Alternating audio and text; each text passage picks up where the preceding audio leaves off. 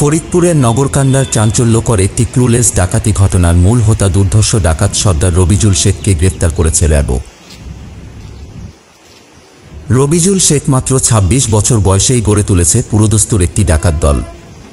সেই দল নিয়ে গত মাসে নগরকান্দায় একটি বাড়িতে হানা দিয়ে লুট করে নেয় নগদ টাকা ও মালামাল।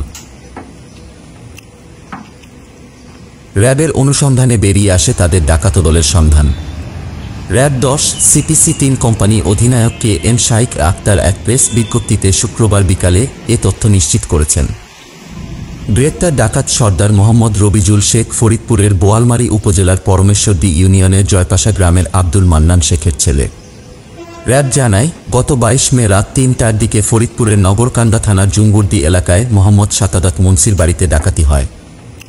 ডাকাতেরা নগদ টাকা, স্বর্ণালংকার, মোবাইল ফোন সহ সব মিলিয়ে অর্ধ লাখ টাকার মালামাল লুট করে।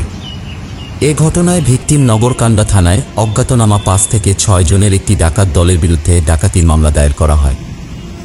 এদিকে ঘটনাটি জানতে পেরে র্যাব ১০ সিপিসি ৩ ফরিদপুর ক্যাম্প গোয়েন্দা নজরদারি বৃদ্ধি ও ছায়া তদন্ত শুরু করে।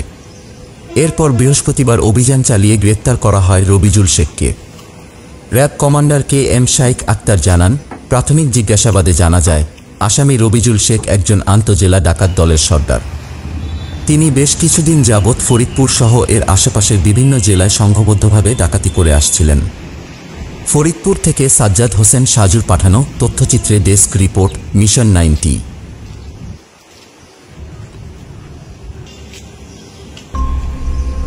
মিশন 90 সংবাদের পিছনে নয়, ভিতরে ছুটি।